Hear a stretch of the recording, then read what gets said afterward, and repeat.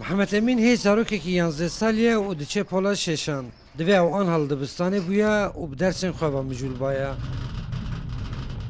Lê belê ew bi vî ereboka destê xwe ji bo barhilgiriyê ji mal derketiye û berê xwe daye bazara sebze û fêkiyan.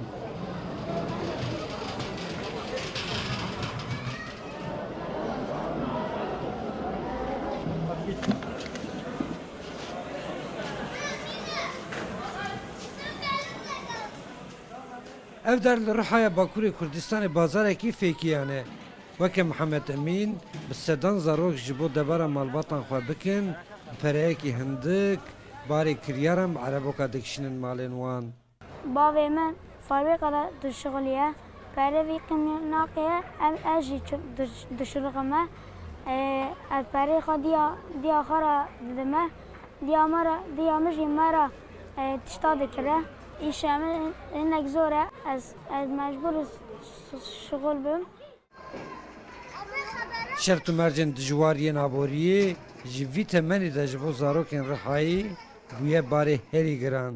Ne başı, naha da dikevin bin vî barî yani barekî giran e. Zarok bi zarotî da jî ku pera dibînin pera dikevin destse yani illa ki xû xwesetê wan degişti bin.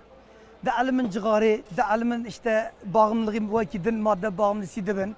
Bizê 4-5 tane elbejixî kir, meslekekî zor e. Merî diweste, pişta meriya dike ber meriya. Meriya digire elbejixî 3-4 milyon dedim meriya çayê wî. فقيرن كيف فقيرن امزي فقيرن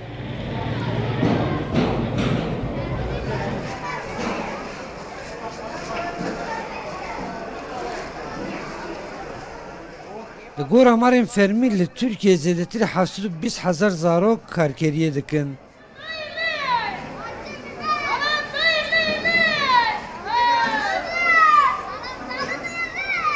Di nav serjimara giştî ya bajêr da rêjeya nüfusa zarokan li Rihayê ji 45.8 e. Ev hejmara zêde ya zarokan, hejmara zarokên karker jî li Rihayê zêde dike.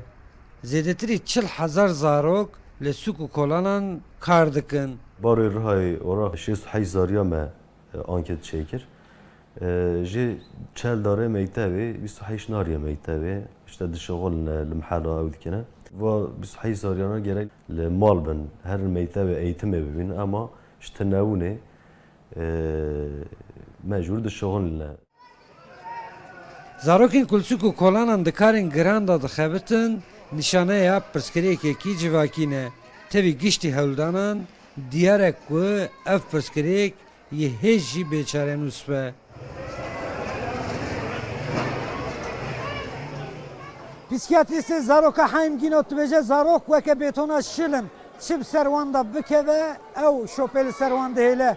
Van zarokê li vî bazarê jî bi şopa bîranînên van rojayê xwe bigînin paşê rojê. Abdulselam Akıncı, Rûdaw, Riha.